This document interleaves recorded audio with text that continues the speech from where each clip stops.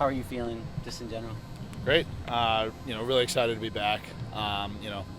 Really look forward to this week and, the season beyond. This offensive line has gone through so many different combinations this year. Why would you say it's been able to be successful in spite of all that adversity? I think it's just, the way we prepare. Everyone in the room prepares like they're, going to be starting on Saturday.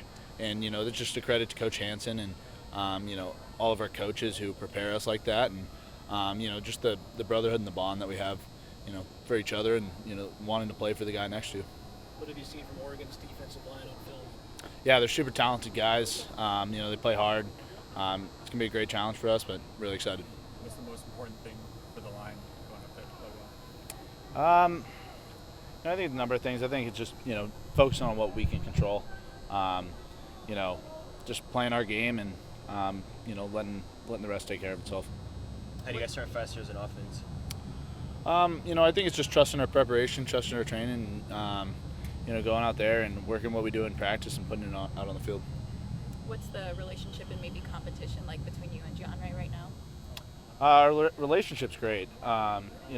He's been very supportive of me, and likewise, and I try to be supportive of him. And it's really cool to have a relationship with a guy like that you're competing with, and it's total credit to his character, and goes to show what kind of person he is. You following Santa Margarita in the playoffs? Oh yeah, of course, go Eagles. Did you get to see any of the game at all? I didn't get to see any of it, but my little brother goes there, and so he was texting me updates and all that. So looking forward to this week and hopefully getting a win over Olu. What are your thoughts on what Carson's done there? I mean, it's awesome. I haven't been able to meet him yet, but this offseason definitely want to go down there and meet him and the staff. I know Coach Lenny, who's their O-line coach and OC, so they got a great program running down there, and really looking forward for their future. How do you know this is a player-led team right now? I mean, I think it can be seen in so many different ways. From out here on the practice field, if something isn't up to our standard, it gets addressed by the players, but before the coaches get to it. I also think it's the way that we pick each other up and really have that bond that if the standard's not where it's at, then it gets picked up. So. You've had some injuries over the years, and you've always come back. When you get hurt, what's your mindset that allows you to always come back? Yeah, I mean, I think when you're down, you're not out. It's just something that you got to just stay steady throughout the whole course. It's unfortunately there's no justice in football. There's no you get unlucky sometimes, and so I think just trying to stay level-headed and just keep picking yourself back up, and because that's what's going to happen in life sometimes. You get knocked down, but it's how you get up and how you respond. When you got back out there against Northwestern, what was going through your mind? I was just excited to be back out there. Try to take advantage of all the reps that I can get. I was feeling good, so just trying to make the most of any reps that I get.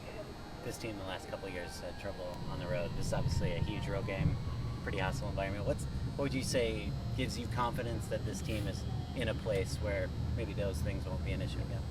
Yeah, I think we've learned from previous years, and I think our bond that we have together is really, it's really come together, and it helps us in those moments. It's when it's just us out there, we got to rely on each other, and so I think having that tight bond really helps.